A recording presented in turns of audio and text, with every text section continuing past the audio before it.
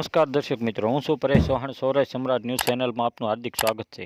ગઢડા તાલુકાના ઘોઘાસમડી તેમજ ઇંગોરાળા ગામની સીમમાં આવેલા ખેતરમાં સિંહના સગડ મળ્યા છે અને પશુનું મારણ કરેલું સામે આવ્યું છે. બોટાદ જિલ્લાના ગઢડા તાલુકાના ગ્રામ્ય વિસ્તારોમાં છેલ્લા કેટલાક સમયથી સિંહ વસવાટ કરે છે. ગઢડા તાલુકાના લીંબડિયા, ઇતરિયા, માંડવા સહિતના ગામોની સીમમાં વિસ્તારમાં સિંહો વસવાટ કરતા હોવાનું સામે આવ્યું છે. વન વિભાગ દ્વારા આ વિસ્તારોમાં સાઇન બોર્ડ પણ મૂકવામાં આવ્યા છે. ત્યારે ઘોઘાસમડી અને ઇંગોરાળા ગામની સીમ વિસ્તારમાં સિંહના આંટાફેરા હોવાનું સામે આવ્યું છે. ગઢડા તાલુકાના ઘોઘાસમડી તેમજ ઇંગોરાળા ગામના ખેતરોમાં સિંહ આવ્યો હોવાના સમાચાર મળ્યા છે. આ વિસ્તારમાં ખેતરોમાં સિંહના સગડ પણ જોવા મળ્યા છે. તેમજ ખેતરમાં પશુનું મારણ કર્યું હોવાનું સામે આવ્યું છે.